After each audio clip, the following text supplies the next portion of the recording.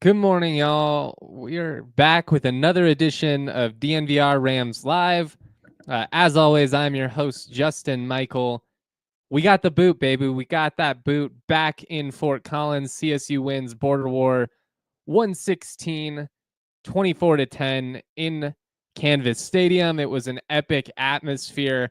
I really thought the crowd was tremendous in this game.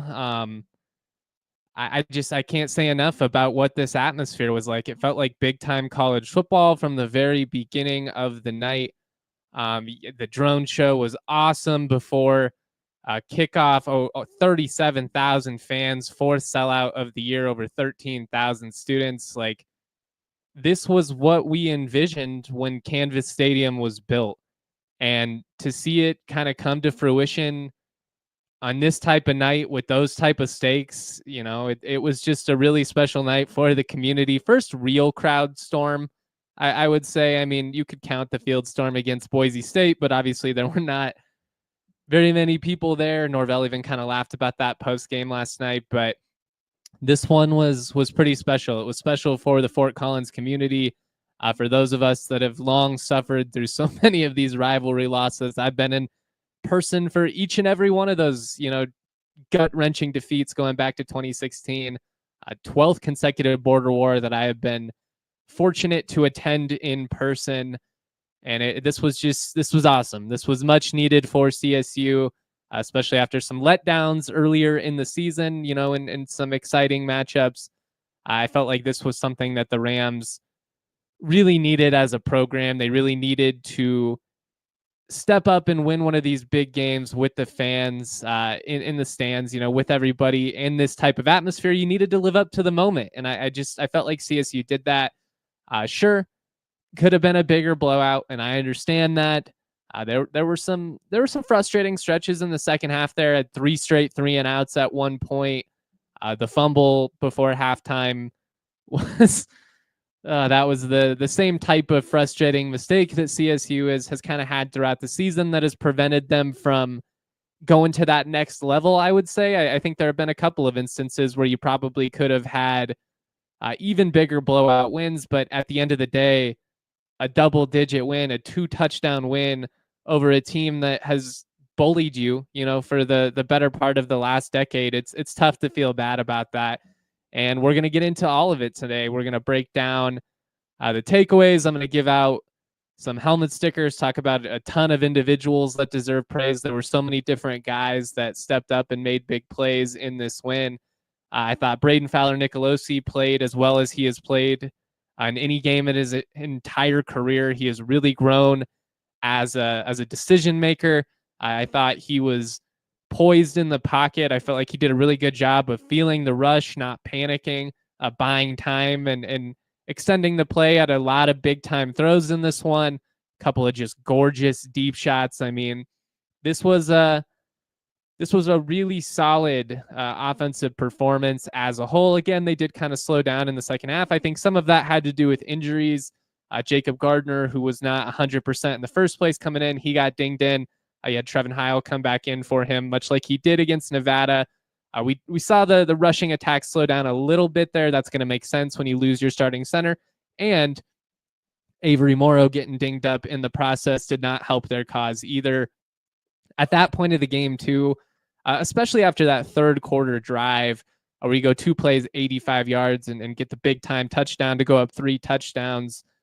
In that second half, at that point, you don't want to play reckless. And, you're with how the defense was playing, they were obviously incredible second game this season where they've given up 1 or fewer touchdowns. Did the same against New Mexico a couple of weeks back.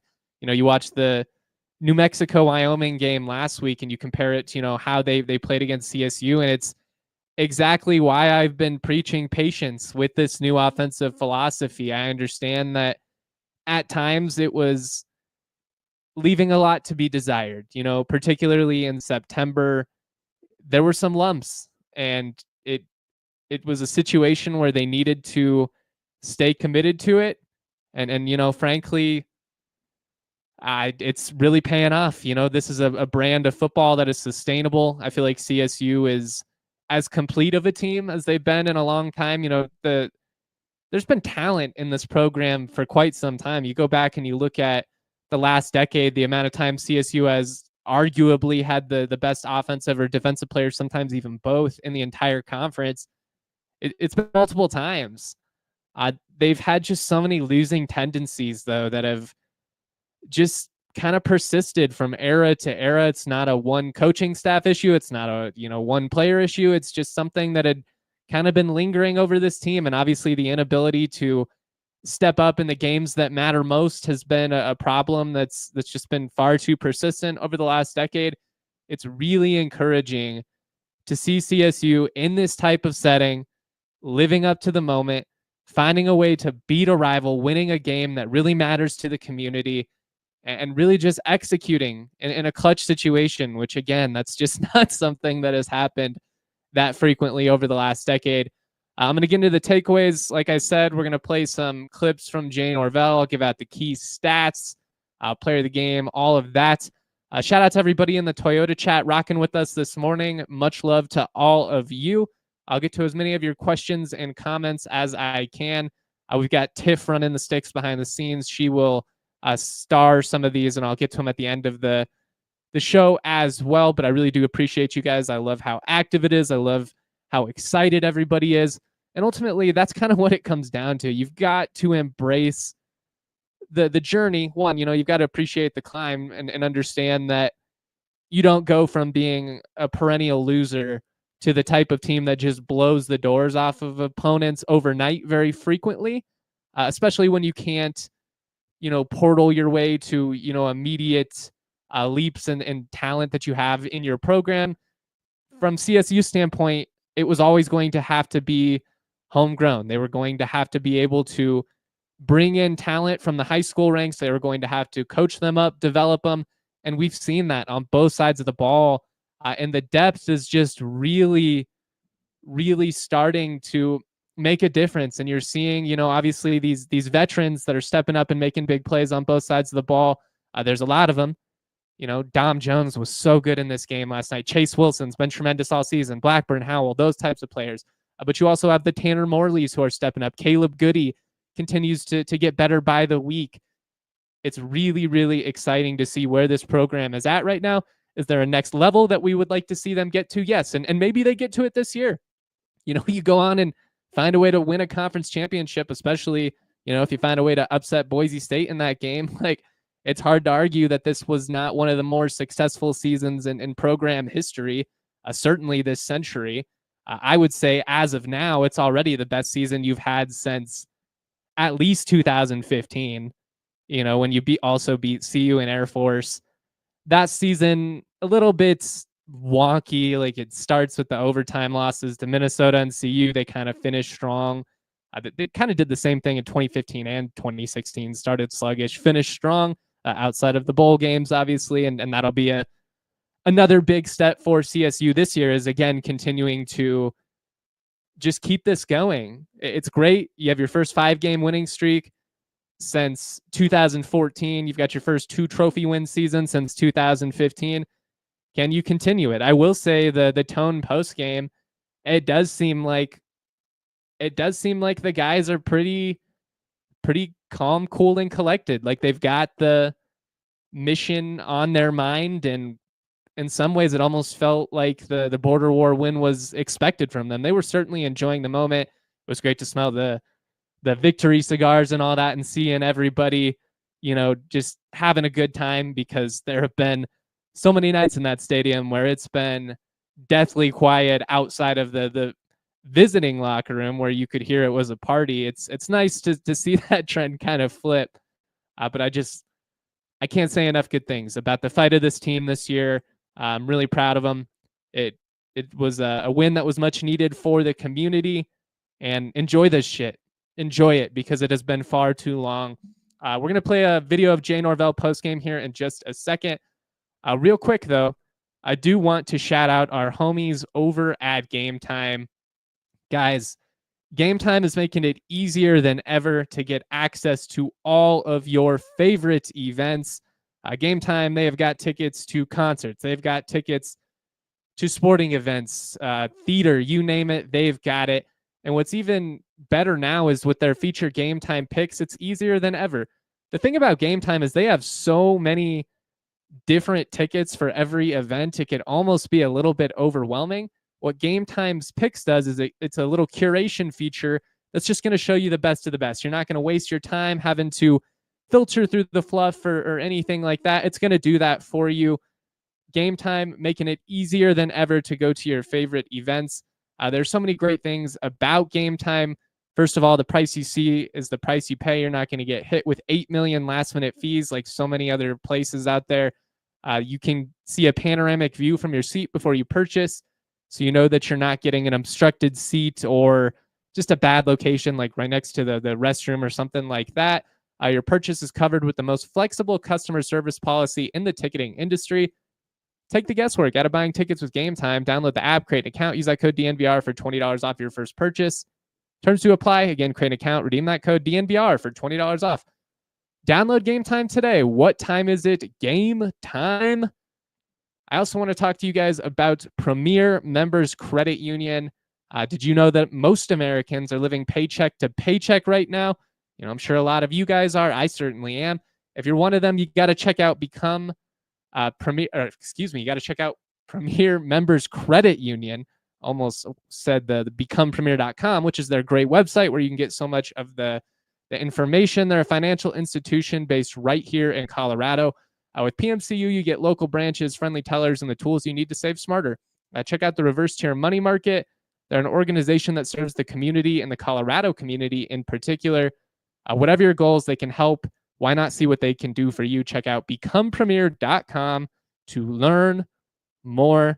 I'm with you, Taylor, in the Toyota chat. It is nice to enjoy a Saturday with the win under the belt. Obviously, a big CSU hoops game this afternoon as well against the top 25 Ole Miss team. Normally, we would probably dedicate more of this show to talking basketball as well. We'll talk about the outcome of that game, but we got to focus on the border war. We got to keep our mind on football. Funny enough, as my good friend Aaron Harris says in the Toyota chat, all CSU fans are rooting for Wyoming next week. There is an outside path to CSU hosting the Mountain West Championship game. They just need a little help from their friends along the way. They need Boise State to slip up at some point. We need to take care of business, win out, beat Fresno State, beat Utah State on Senior Day. If Boise were to lose a game, they could host the Mountain West title game. We shall see. I don't anticipate it, but Wyoming has been frisky. They played hard in every game. There's a talent gap for sure that has not really been the case over the last decade. I mean, I've always had a lot of praise for what Craig Bohl built, but man, those receivers on the Wyoming side were brutal. They had to have had at least 7 drops in the game. They closed with 3 straight. It was ugly. That offense was struggling. Their punter struggled. They struggled to run the ball with consistency. They had that 62-yard rush, which obviously set up the Caden Anderson rushing touchdown, and that kind of skewed their rushing stats, 27 for 117, 4.3 per carry. But, I mean, you take away that one big run, you know, they basically ran for about 2 yards a pop. They held Harrison Whaley to 1.9 yards per attempt on 8 carries. I've said that I feel like he's the second best back in the league when healthy. What they were able to do with him was incredible. This game was won in the trenches on both sides of the ball. And Jay Norvell is going to kind of talk about that right here. Just give some insight into the offensive identity, and then we'll get into some takeaways, key stats, all that fun stuff. You know, I believed in the talent of our football team. When we started this season, I felt like we had a bunch of good, young, and up-and-coming players that were going to get better every week. And we coach them. You know, I told our kids at the beginning of the season that I was not going to coach them like a coward, that we were going to challenge them and make them better every day. And we've done that. And we've stayed true to that as a staff. And we're going to continue to do that and challenge them. And so that's the only way you can get better. And we have a good, sound, fundamental football team. I think we're starting to understand the components that go into winning. And we're starting to execute those things and put them into place in games. And so, it's not a surprise to me that the results that we're getting. But we've got to continue to do that, and we've got to continue to develop our young players and help them get better. Like you talked about, it might not always be pretty, but it seems like your team has become more resilient, rises up at the right moment. And does pretty not matter when you're watching your team walk around with the trophy afterwards? That's pretty cool. Yeah. And a lot of the things that we're doing, it's complementary football. I just don't, I'm not trying to sit up here and try to educate everybody, but you see a lot of scores in our league that are 49 to 55, 45, 50, 50 to 45, whatever. And then we play them and it's not like that. Well, we're not going to allow people to play like that against us. And so that's how we're choosing to play right now with this group of players. It's how we have to win. And so, we're going to continue to do that. And we have to continue to execute. We have to find ways to execute and make plays. And I was really proud of that in the first half, really wanted that last touchdown badly on the fourth down. But we've got to continue to find ways to execute and get chunk yardage plays. I played that clip for a couple of reasons. If you've listened to the show consistently, it was really funny. A lot of what Norvell said last night have basically been what I have been trying to drill home, like especially going back to some of those September games where I was trying to emphasize that this was an intentional stylistic change. Like they were embracing a new scheme. They're trying to shorten the game. They're trying to control possession. They're trying to run the ball and put teams away when they have leads. They're not trying to be the flashy team that wins, 41 to 37 in a shootout. Frankly, as we saw last year when they were in those types of games, they almost always lost. It did not favor them. This year, it took them a while. It took them a minute to adjust. It took, BFN a little bit to adjust. He has been awesome of late. Fourth straight game without a turnover, knock on wood there from him. His decision-making has been phenomenal. Jay called him fabulous last night. I don't think people understand how challenging it is to go from the type of offense he was running to, a more West Coast style offense, under center a lot more, and basically do it in August. This wasn't something they did in the spring. It was kind of a late decision by the staff, and maybe if they should have done it sooner, there's probably an argument there. If this was going to be the intended path, probably should have started that process a little bit sooner than they did, but it's working out. And this team it's a complete football team, and they're playing off of each other. Defensively, they are really stout right now. Another really great performance. I thought the tackling was awesome in this game. But ultimately, like we thought it would be, this game was won in the trenches on both sides of the ball. And I think that's the biggest difference with this program right now is the depth that they have in those trenches. The offensive line, another sack-free night. The defensive line owned the line of scrimmage, really did a good job, especially in the interior of mucking it up and making it tough on Wyoming. I would say that some of the decision-making from Wyoming was a bit confusing. A lot of weird, tough sideline throws on like 3rd and 6, 7 situations where I thought they were putting their quarterback in a bad spot. But also you could argue, what else are you really going to run? Because they're getting owned in the trenches. They're not running the ball effectively outside of that one big run. I know they ended up scoring in the end, but I want to credit McConnell, backup DB on the team, for really hustling and making a great tackle there.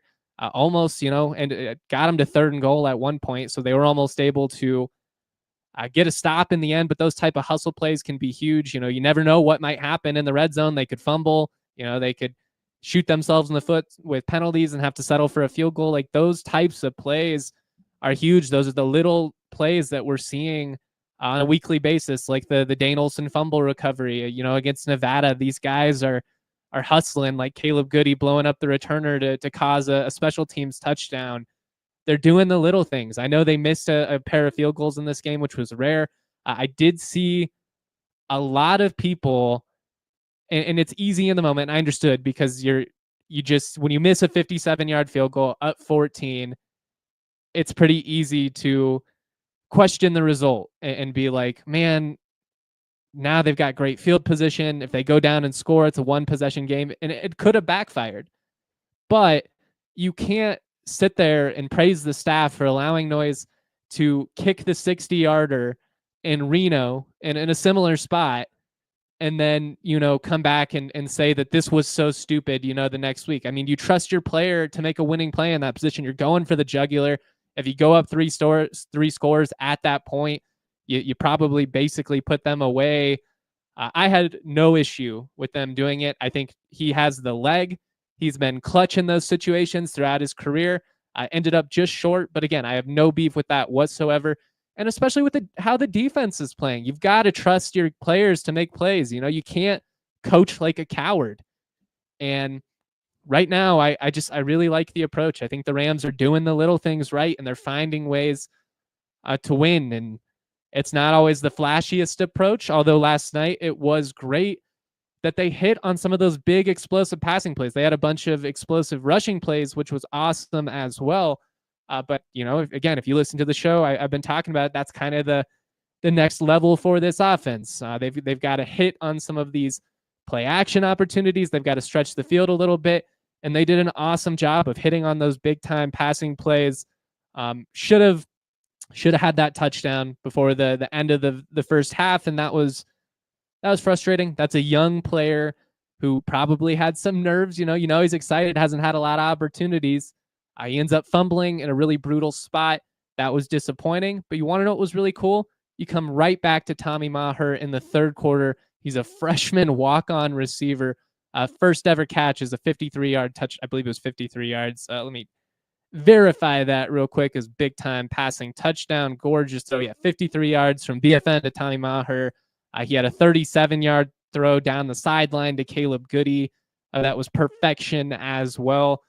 Come back to Jordan Ross on 3rd and long. That was really nice, and it was a play where he extended, bought some time. Ross came back to the quarterback. You're seeing the rapport kind of develop between him and some of those younger receivers. This offense is really, really close to breaking out in a major way, because right now what they are doing is sustainable.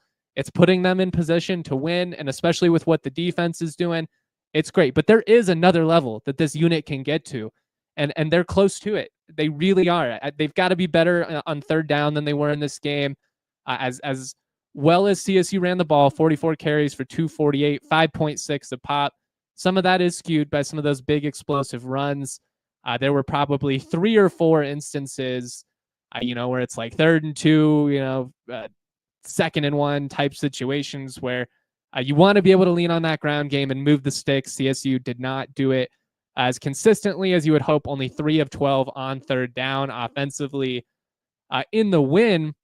But one of the big keys was the other way. You hold Wyoming to a combined 3 of 16 on 3rd and 4th down. They're getting off the field. CSU, on the other hand, they're driving down the field. Yes, left some points on the board. You missed 2 field goals and you fumble in the red zone. This very easily could have been, a 35-plus point night for CSU. I mean, it could have been a real ass kicking that illustrated the, in my opinion, gap in quality play, because CSU was dominant in this game on both sides of the ball, completely outplayed Wyoming. This was the type of performance in a rivalry game that the fans have been dying to see for quite some time. It wasn't perfect, and I always come back to that classic quote, you got to lose big, then you lose small, then you win ugly before you can, win pretty, or, win small before you win big.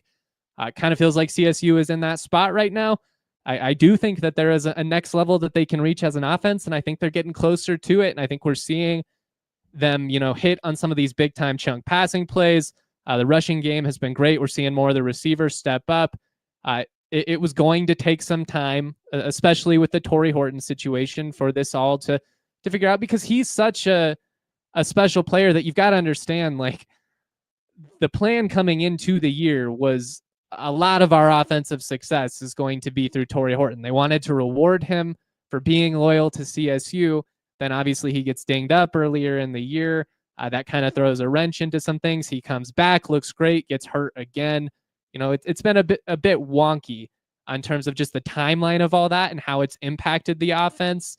If you came into the season not expecting to have Torrey Horton in the first place, you probably would have gotten even more opportunities for some of these younger guys earlier in the year. I still think there would have been some of the same offensive struggles that we saw at times in September, but they're figuring it out. You're seeing the chemistry grow between BFN and these different pass catchers.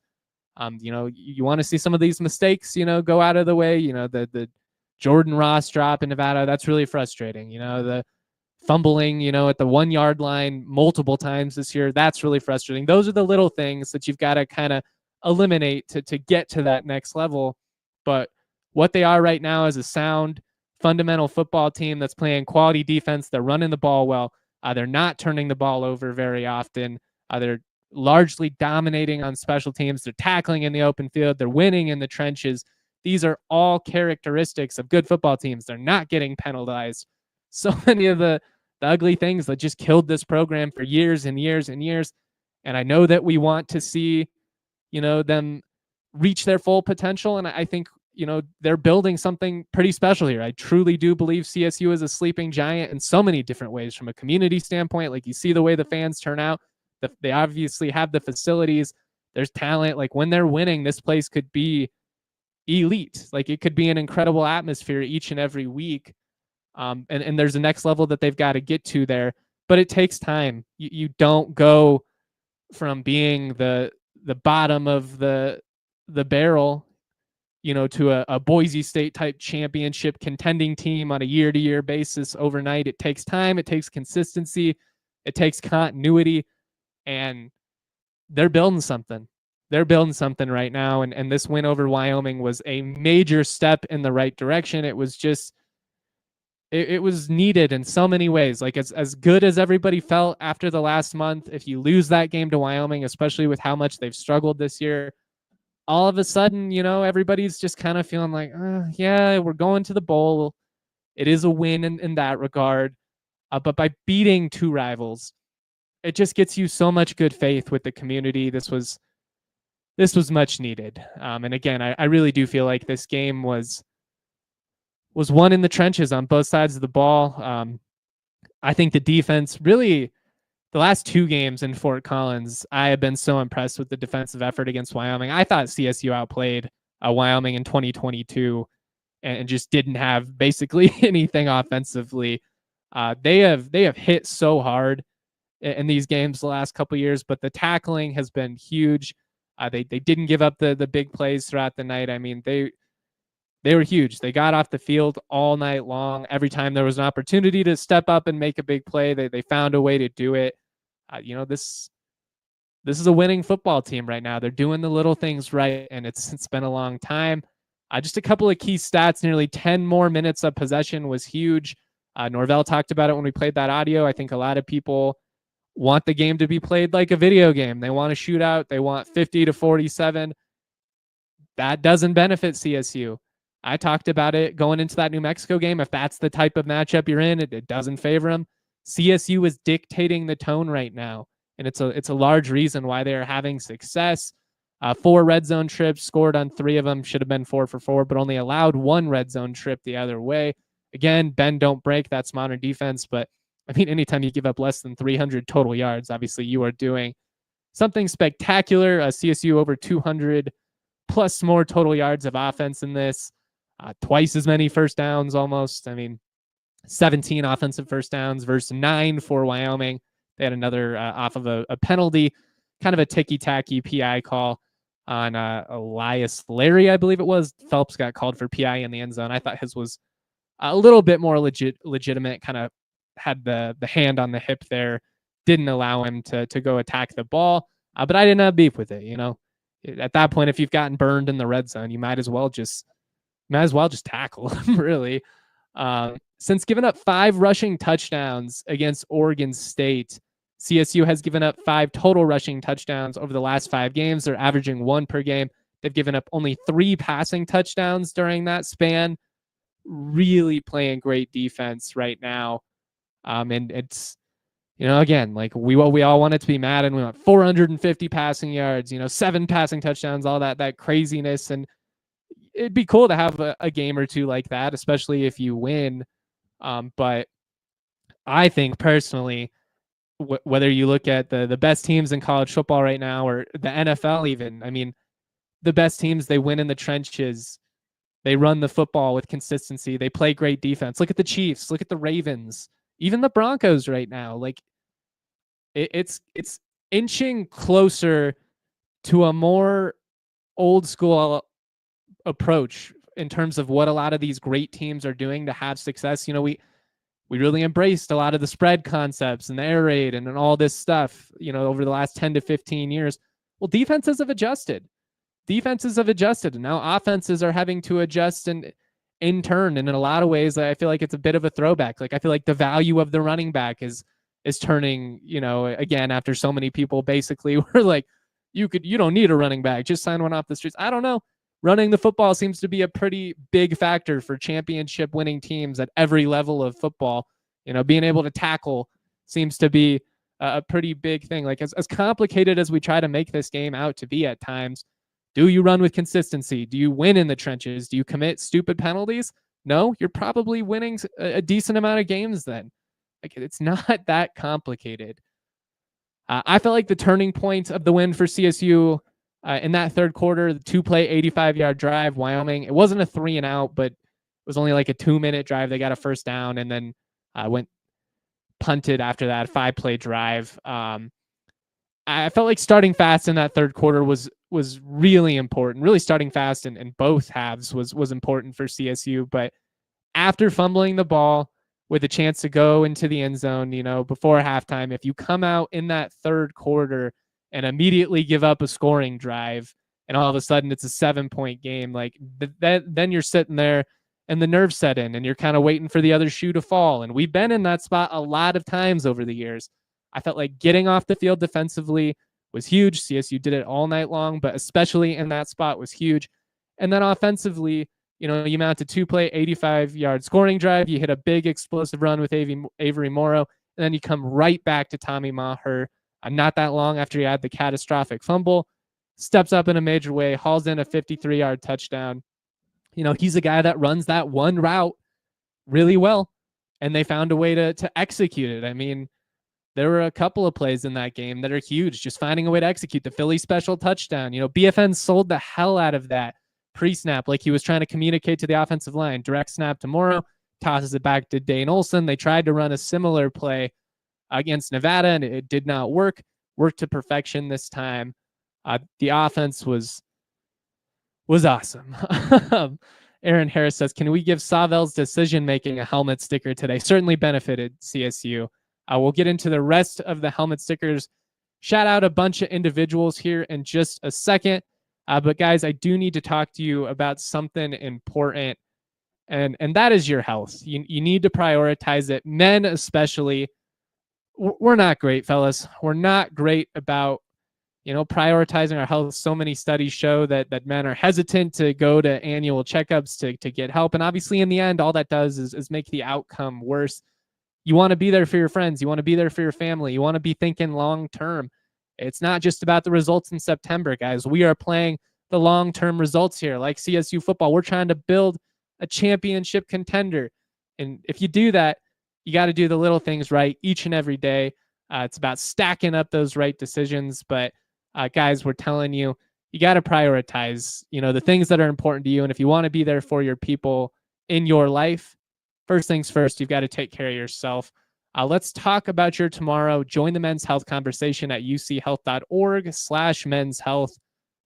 Kind of funny transitioning from that to this, but I also want to shout out Coors Light. Coors Light embraces choosing a chill mindset. I'm sure a lot of you guys had an ice cold night last night drinking the nectar of the Rockies, but much like what I just said, life's about the little decisions, and it's all about how we choose to respond during those times when times are tough or when times are good. It's all about choosing a chill mindset. When you are chilling, when you are kicking back, crack open an ice cold Coors Light, cold lagered, cold filtered, and cold packaged for a smooth finish. Make the most out of the times you choose to chill. Choose Coors Light. Get Coors Light delivered straight to your door with Instacart by going to CoorsLight.com/DNVR. Celebrate responsibly. Coors Brewing Company, Golden, Colorado. Yes, Aaron, I think Cody Tucker of 7220 Sports he's going to have a couple of silver bullets this weekend as well. But hopefully he chooses a chill mindset first. You got to work through the life. It's all about how you respond. As we said, hopefully he chooses chill before he cracks open those silver bullets. I'm going to play some video here of Jay Norvell just talking about being proud of the team.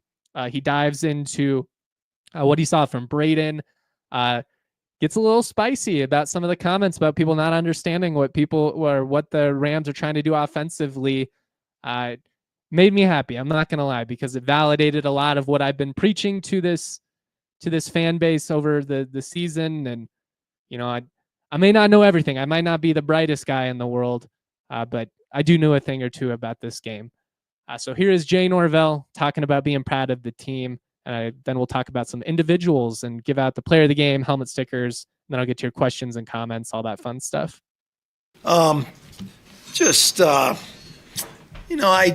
really proud of our team, our coaches, our staff, everybody associated with CSU football. And to have so many people contribute in a game that was meaningful is really satisfying. And we had a lot of guys hurt tonight. We got a lot of guys get hurt, get banged up, and guys just stepped up in their absence. And as a coach, it's incredibly satisfying. I mean, I keep reflecting back to my own college days.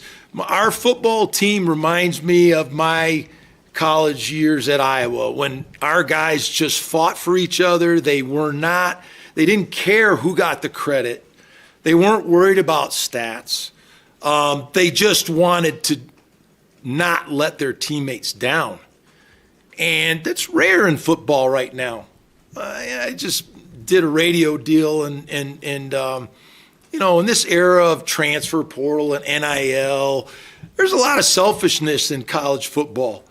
And to have a bunch of guys fight for each other and prepare for each other and not want to let each other down in competition, it doesn't happen every weekend.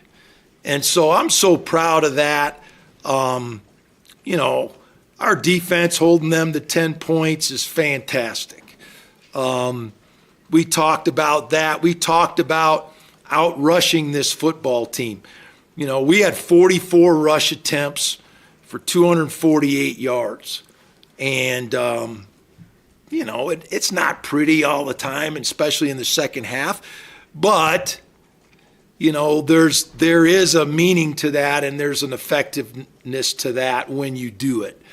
And so, we struggled to find our continuity in the second half. Some of that was injuries, some of it was third down, some of it was just not finishing blocks and identifying the right people. But I was really proud of the time of possession, 34 minutes to 25. Wyoming had been holding the ball for more than we had been holding it. And so we were able to flip that.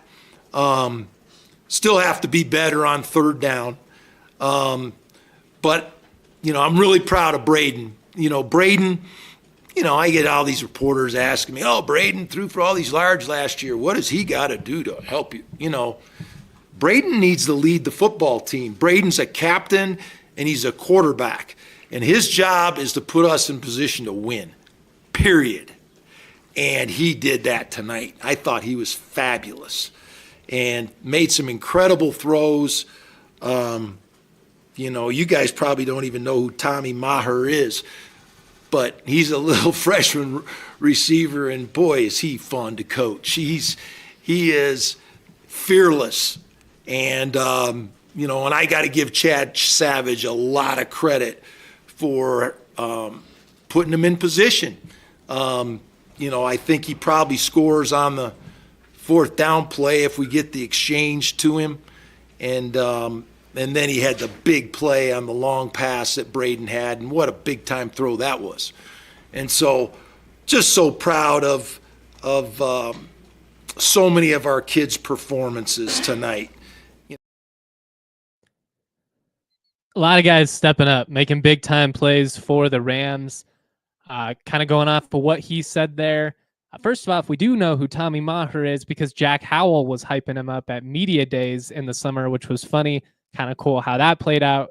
He told Kevin Lytle and I, he might be a walk-on, but he's going to be making plays pretty soon. Everything we had heard from the staff in the months leading up was that this dude just has the right work ethic, is meticulous, and hey, big credit to him. Big credit to BFN. I thought he was tremendous as well. He was the player of the game, in my opinion. 14 of 17 for 192 yards, 2 total touchdowns, 1 passing, 1 receiving.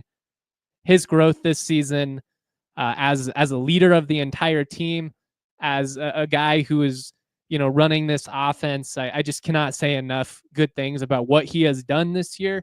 I understand that it's not the 400 yards a night, not the 50 plus passing attempts that maybe a lot of us anticipated it would be. Obviously, we expected to see the type of air raid offense we saw with Carson Strong in Nevada when Norvell was over there. But frankly, I'll tell you what, this team, what CSU is doing right now, much more sustainable and probably has a higher ceiling as a team. Like, as fun as those Nevada teams were, there was always kind of a gap between them and that next tier of true championship contenders. And again, if I could drill it home to people, it's that what they are doing right now is a winning recipe. And that's what truly matters. It's not the flash. It's not the stats. It's none of that. And Brayden, on a night where he had less than 20 passing attempts, didn't throw for 300 yards. He looked like an NFL quarterback last night. He managed the game tremendously. He felt the rush. He was great in the pocket. The O-line, they've been awesome. I saw somebody comment, on that passing touchdown to Tommy Maher. BFN had all day. Tommy's wide open. He ran a great route. Again, credit to him for executing in that situation. I think he has been really, really solid. I thought that was the best game of BFN's career. And if he can continue to play like this, if he's going to be able to throw the ball like that and the receivers are going to step up and make those plays, this team's ceiling is pretty high. Like, this is a very competitive team right now with what the defense is doing. You're going to be able to hang with anybody running the ball. That's a winning recipe. They do need to be better on third down. You got to stop having the fumbles, but that's not BFN's problem, man. The turnovers over the last 6 weeks, they haven't been on BFN. They've been on everybody else. He was so good in this game. And I just want to give him some love because it probably hasn't been, what he anticipated, coming back this year. Obviously had some interest in the portal.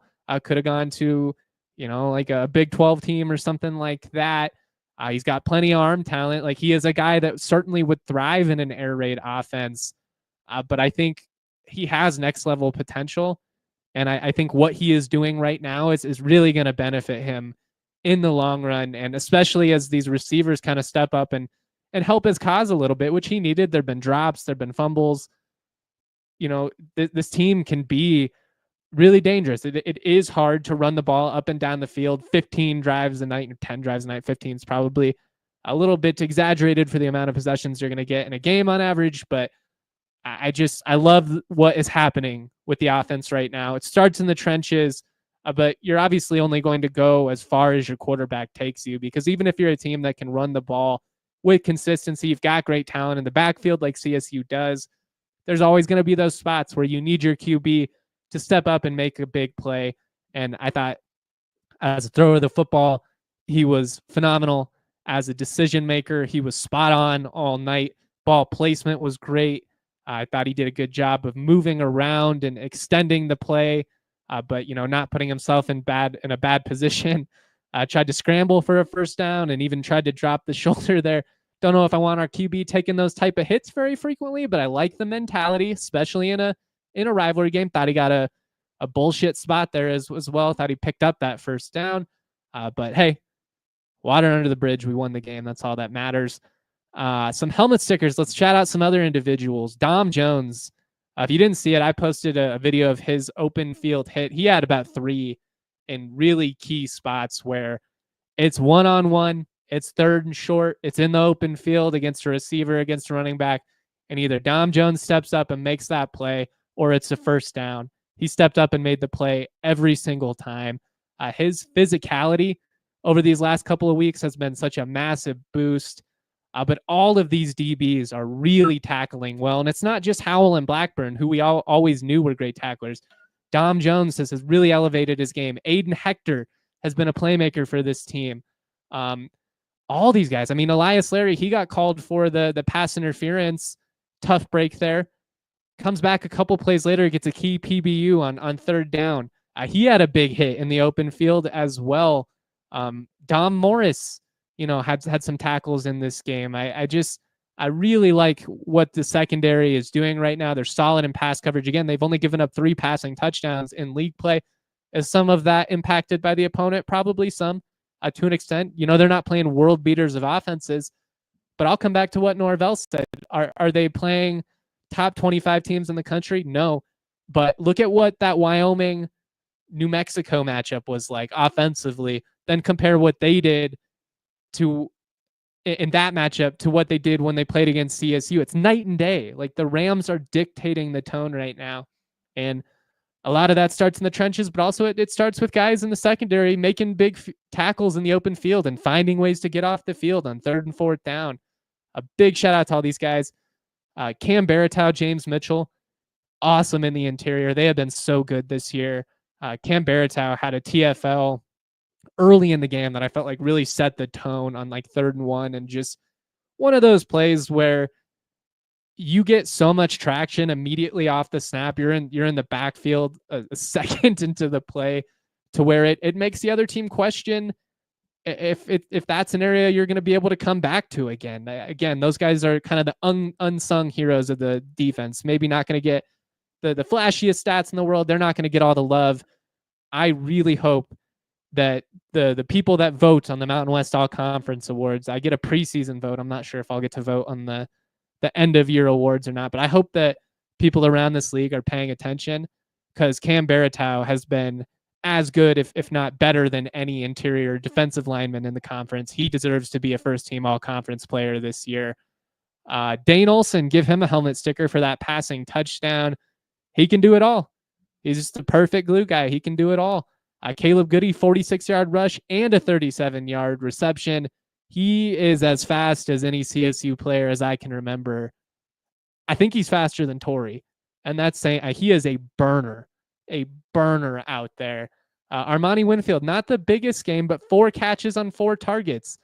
Starting to become more dependable. We're seeing that chemistry grow between him and BFN, and he's a guy that a lot of the time in those spots where BFN needs to make a big throw to move the sticks on 3rd and 5, or it's a spot where it's a quick screen and you just need to move the sticks, they're going to Winfield. They're trusting him more and more, and he's stepping up. He had a bit of a sluggish start, had some drop issues early on in the year.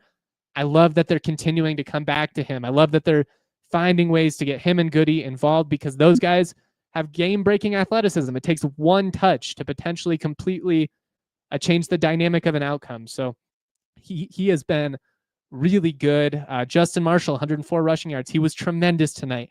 Avery Morrow, 84 rushing and 1 touchdown. Hopefully he's okay after getting dinged up. Jacob Gardner as well. Obviously they need all these guys. Tommy Maher, 53-yard receiving touchdown. I love the comeback moment after having a devastating mistake of seeing a freshman get to, get all the glory and make a big time catch. I love that it's so many individuals stepping up and making plays, and that they're not solely dependent on, If Trey McBride doesn't have 180 yards today, we've got no chance. If Torrey doesn't go for 4 touchdowns, we don't have a chance. This is so much more sustainable. They've got so many different guys. It's encouraging regarding the recruiting that the coaches are doing, as well as their ability to develop that homegrown talent. I mean, this program's in a really good spot, and they've got to continue to capitalize. We've got bigger goals at hand. We want a conference championship at this point. Why not? Why not? You've won 5 games in a row. You got to win one in Fresno, which is always going to be tough, but why not? With what CSU is doing defensively, I think they could hang. I think they could hang with Boise, and anything's possible. This team is playing so hard right now, and it's really, really cool to see. I'm going to give a couple final thoughts. I'm going to get to some of these questions and comments before we get out of here. I did just want to start. I've had a couple of people pose to me on Twitter, what should CSU do right now regarding the future under Jay Norvell? It's funny. A month ago, people are talking about hot seat. Now the extension conversation is coming up. Obviously, there's going to be a lot of comparisons to the Bobo situation. It's, year 3. That's when he got that extension in 2017. Things fell apart. Honestly, before that, but on a very obvious level after it. To me, I think if you go to a conference championship game, you've got to extend him. I think it just justifies it. I think the big key is not putting yourself in a position where you've got a monstrosity of a buyout, down the line. It could be a situation where it's like, yeah, we'd love to extend you because what you're doing is working. If you happen to get a P4 offer that, good for you, move on at that point. If Bobo were to be poached, if Norvell were to be poached, that would be indicative of a program that is doing what it is supposed to do. Like, we haven't been in a spot where other teams wanted to poach our coaches for a really, really long time. Aaron says, it was cool to watch the game with a ton of friends and fans that have been there for every game during the Bobo and Adazio years. Amen, man. Last night was for the Aaron Harrises of the world. It was for people like me, frankly, who have been there for all of it. Every excruciating moment, every loss, every transfer, every disaster of a decision from the program. We've stayed true because we bleed green and gold, man. We love this team. And I think with what the community is doing right now, with the support they're showing, it's very clear what this team could be, what this program could be. It's really cool.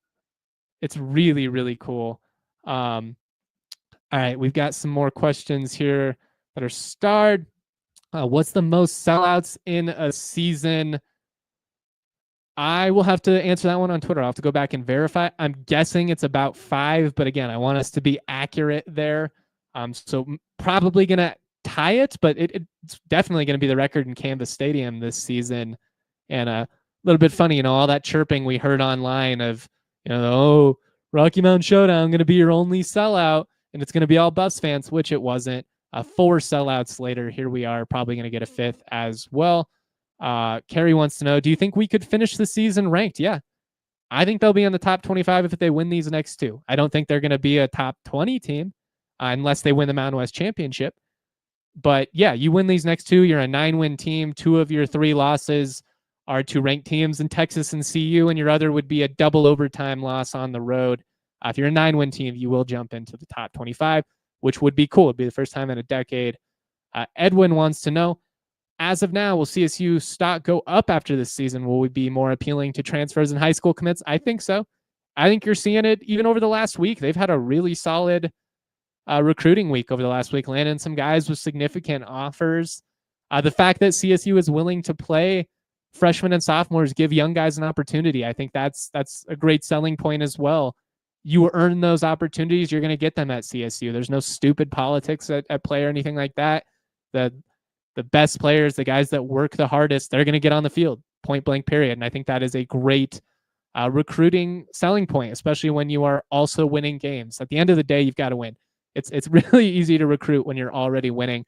It's hard to sell the vision when you've been down. And that's what I give so much credit to this staff for, because that's what they've been able to do, is build this thing back up from the ashes, frankly, because we were in as low of a spot as we've been as a program post Adazio as I can remember. I mean, I thought it was even more grim than the Fairchild years, because at least Fairchild had some talent on the team. He couldn't connect with the locker room.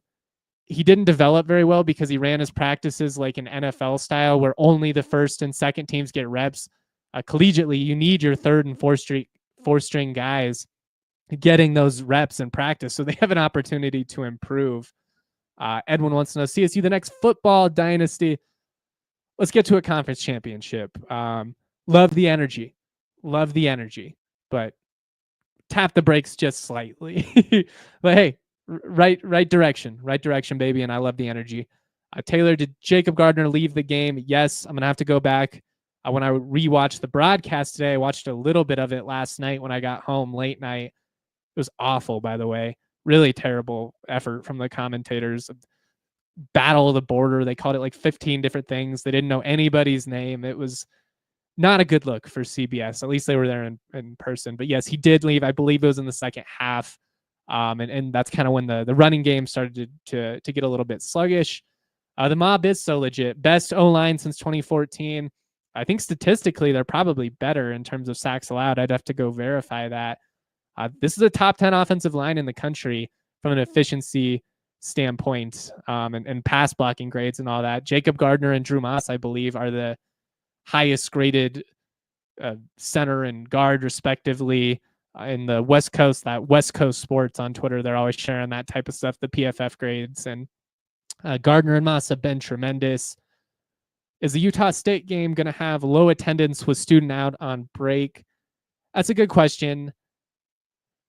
I do think it will impact attendance. There's probably not a sellout just because of that now that I think about it. I don't know, though, because I think, there are a lot of local students. I think you'll have some people that stick around and make the effort. I hope so, especially if you have a potential Mountain West Championship spot on the line.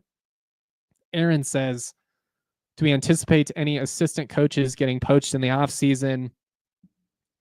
You make the Mountain West Championship game, you win 9 games, somebody's getting poached. That's just how it works. It's kind of pointless, I think, for me to speculate because I don't have inside information. But obviously, what Freddie Banks has done defensively, I'd imagine he's going to be on some people's radars.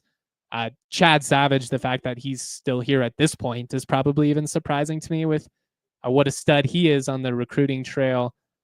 I really hope they can keep Bill Best around. I think he has been tremendous. Henry, what are the odds of our other coaches, Bill Best, special teams coach, getting poached? Always a possibility, but a lot of these guys have worked together for a long time. I don't think they're going to jump just for any opportunity. It would have to be a pretty tremendous one, especially for a guy like Bill Best. He's got young kids. I don't think he's going to want to be moving around all over the place. That's going to be on CSU. You're going to need to probably up your assistant pool to be able to keep some of these guys, but it's easier to do when you're winning. It's a lot easier to invest in a program that is then, making returns on it. So Rick, hopefully the uni does some promos to try and get the community to senior day. If the weather is nice, it'll be a great thing to do on Black Friday. I'm with you, man. I'm glad they moved it to 1 p.m. I'm glad it's not going to be like an 8 p.m. kickoff. If you're off that day, I hope you're able to make it. Should be a really special day in Fort Collins. Obviously, got to get through Fresno State first, and even with them struggling, even though CSU is 3-1 in their last 4 trips to Fresno, that's never an easy place to play. Big time opportunity coming up for the Rams, guys. Big time opportunity. This one was a blast. So I hope everybody is enjoying it. It's been far too long. The border war is so much bigger than just a football game. It's a way of life. We all know people from the other side. I've got friends in Laramie, and it's fun to be in that spot where, when you see them, you get to riv them a little bit. You get to give them a little bit of crap. That's what this is all about. I'm so glad they extended the border war, that it's not going to go by the wayside because of conference realignment. And we'll see what happens. 2 wins, you're in a conference championship game. Can you continue to control your own destiny? To this point, you've stepped up and executed, won the types of games that the Rams have historically dropped time and time again over the last 10 to 15 years. You're winning rivalry games. You're playing complementary football. You're doing the little things right. Go out and seize the moment earn that spot in the Mountain West Championship. It's already a successful season, but we have an opportunity to do even more. Let's get a little bit greedy. And let's go out and take it. That's all I've got for you guys today.